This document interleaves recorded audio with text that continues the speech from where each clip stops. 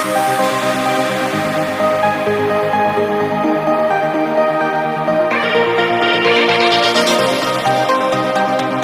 children, ഇന്ന് നമ്മൾ പഠിക്കാൻ പോണത് എക്സസൈസ് 1.1 സിക്സ്ത് ക്വസ്റ്റ്യൻ നോക്കാം. നമുക്ക് sixth question, explain Y 7 into 11 into 13 plus 13 and 7 into 6 into 5 into 4 into 3 into 2 into 1 plus 5 are composite numbers.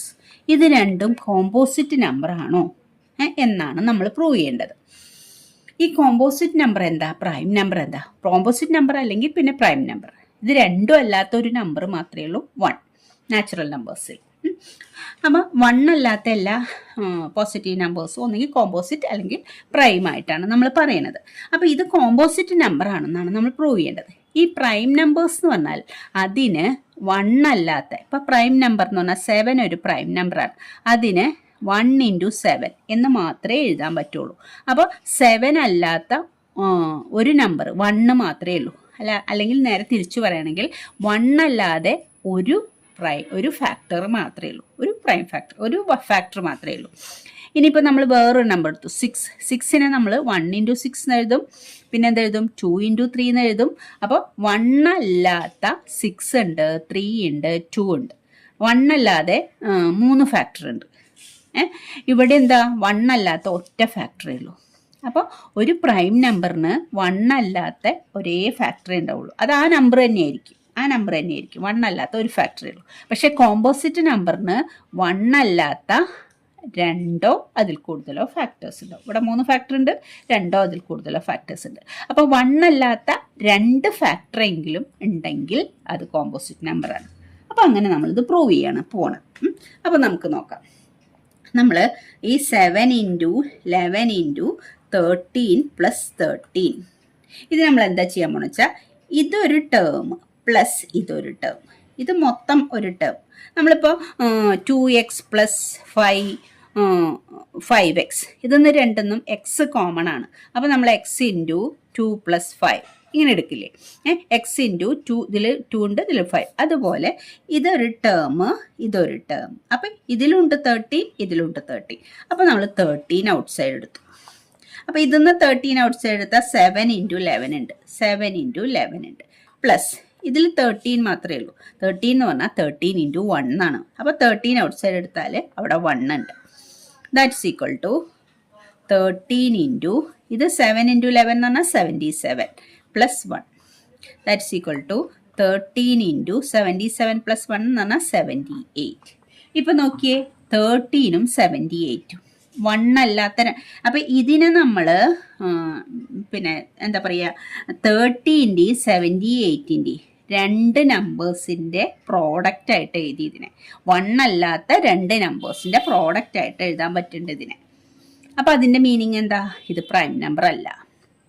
Prime number ആയിരുന്നെങ്കിൽ 1 അല്ലാത്ത അതേ നമ്പർ ആയിട്ടുള്ള ഒരൊറ്റ നമ്പർ മാത്രമേ ഉണ്ടാവുള്ളൂ, 1ഉം അതേ നമ്പർ മാത്രമേ അതിന് എന്താ പറയുക ഫാക്ടേഴ്സ് ഉണ്ടാവുള്ളൂ. ഇത് 1 അല്ലാത്ത 2 നമ്പേഴ്സിൻ്റെ പ്രോഡക്റ്റ് ആയിട്ട് എഴുതാൻ പറ്റുന്നതുകൊണ്ട് ഇത് ഒരു കോമ്പോസിറ്റ് നമ്പറാണ്.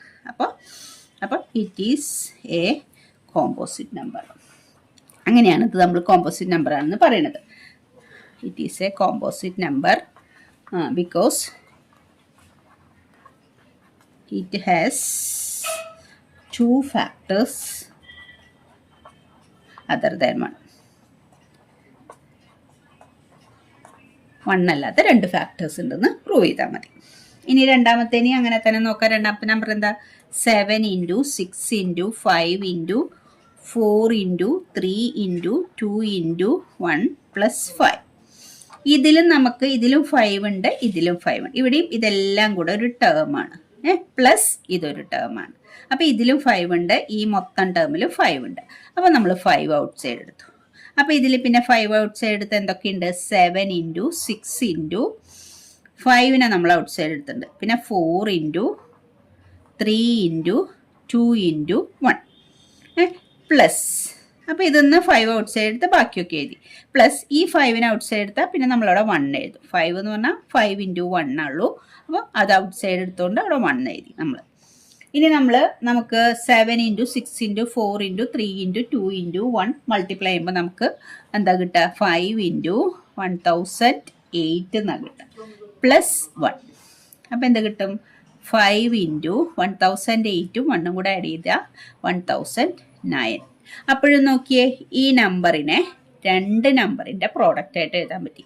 അതിലൊരു നമ്പറും 1 അല്ല, 1 അല്ലാത്ത 2 നമ്പറിന് പ്രോഡക്റ്റ് ആയിട്ട് എഴുതാൻ പറ്റിയതുകൊണ്ട് ഇതും ഒരു കോമ്പോസിറ്റ് നമ്പറാണ്. അപ്പോൾ എന്താ എഴുതാ? It is a composite number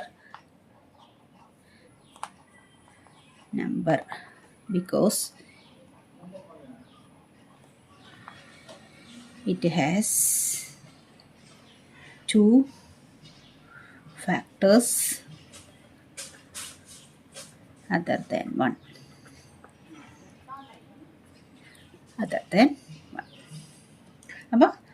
അപ്പോൾ ഈ 2 numbers are composite numbers. ഇനി 7th question നോക്കിയേ. There is a circular path around a sports field. Sonia take 18 minutes to drive 1 round of the field, while Ravi takes 12 minutes for the same. Suppose they both start at the same point and at the same time and go in the same direction. After how many minutes will they meet again at the starting point? എന്താ ഇപ്പോൾ പറഞ്ഞിട്ടുള്ളത്? ഇവിടെയാണ് ഇപ്പോൾ starting point. 2 പേരും, Sonia and Ravi, 2 പേരും ഇവിടുന്ന് start ചെയ്യാണ്. അവർ 2 പേരും എങ്ങനെയാ ഒരു റൗണ്ട് ചെയ്യുക, 1 round in the field, circular പാത്തിൽ കൂടെ ഇങ്ങനെ ഡ്രൈവ് ചെയ്യുക. Circular path. സോണിയ ഡ്രൈവ് ചെയ്യണത് 18 മിനിറ്റ്സ്. ഇവിടുന്ന് സ്റ്റാർട്ട് ചെയ്താൽ 18 മിനിറ്റ്സ് കഴിഞ്ഞാൽ വീണ്ടും ഇവിടെ എത്തും. 18 മിനിറ്റ്സ്. രവി ഇവിടുന്ന് സ്റ്റാർട്ട് ചെയ്താൽ പിന്നെ എത്രയാ? 12 മിനിറ്റ്സ്. മറ്റേ 18 മിനിറ്റ്സ്. 12 മിനിറ്റ്സ് കഴിഞ്ഞാൽ വീണ്ടും സ്റ്റാർട്ടിങ് പോയിന്റിലെത്തും.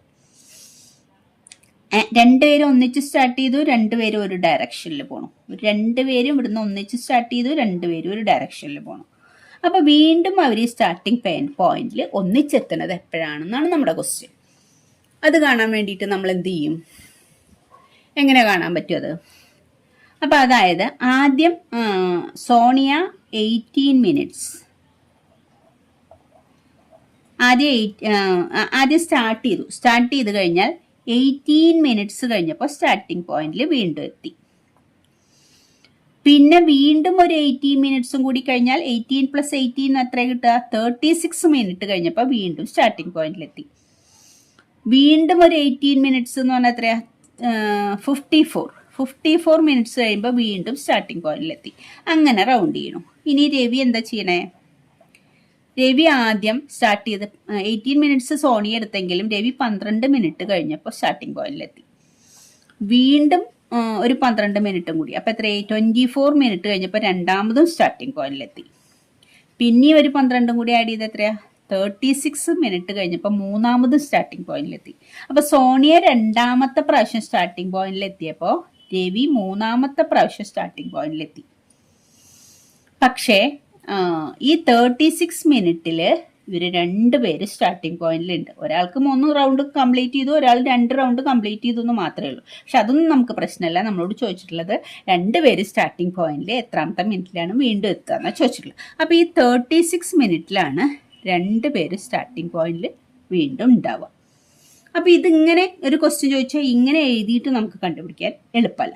അപ്പം നമ്മൾ ഇതിന് എന്താ ചെയ്യാന്ന് വെച്ചാൽ ഇവരുടെ ഈ 18ൻ്റെ മൾട്ടിപ്പിളാണ് നമ്മൾ എഴുതിയിരിക്കുന്നത്. 18, 36, 54 അതിൻ്റെ മൾട്ടിപ്പിൾ, അതായത് ടേബിൾ.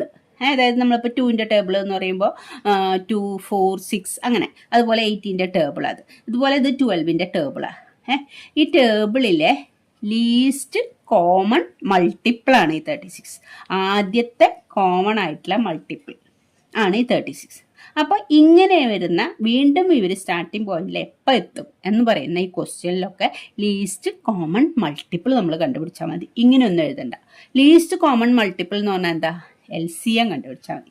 അപ്പോൾ ഈ 18 മിനിറ്റിൻ്റെയും 12 മിനിറ്റിൻ്റെയും LCM കണ്ടുപിടിച്ചാൽ ഇവർ വീണ്ടും സ്റ്റാർട്ടിംഗ് പോയിന്റിൽ എപ്പോൾ എത്തും എന്നുള്ള ക്വസ്റ്റ്യന് ആൻസറായി. അപ്പോൾ നമ്മളിതൊന്നും ചെയ്യേണ്ട ആവശ്യമില്ല. അപ്പോൾ നമ്മൾ എന്താ കണ്ടത്? LCM ഓഫ് 18 and 12 കാണാണ് വേണ്ട ഈ ക്വസ്റ്റ്യൻ.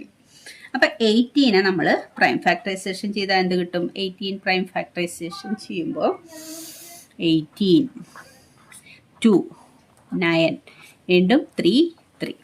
അപ്പോൾ 2 × 3 സ്ക്വയർ. പിന്നെ ഏതാ? 12 പ്രൈം ഫാക്ടറൈസേഷൻ 2 6 2 3. അപ്പോൾ 12 പ്രൈം ഫാക്ടറൈസേഷൻ ചെയ്യുമ്പോൾ 2 സ്ക്വയർ × 3 എന്ന് കിട്ടി.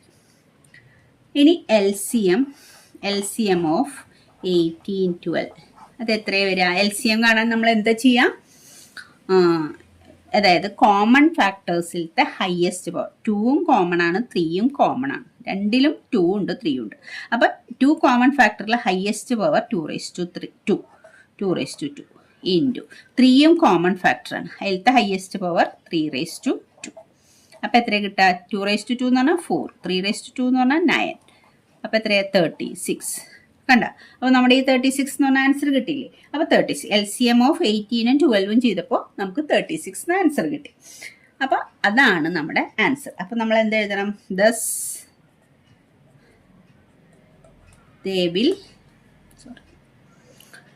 they will meet again at the starting point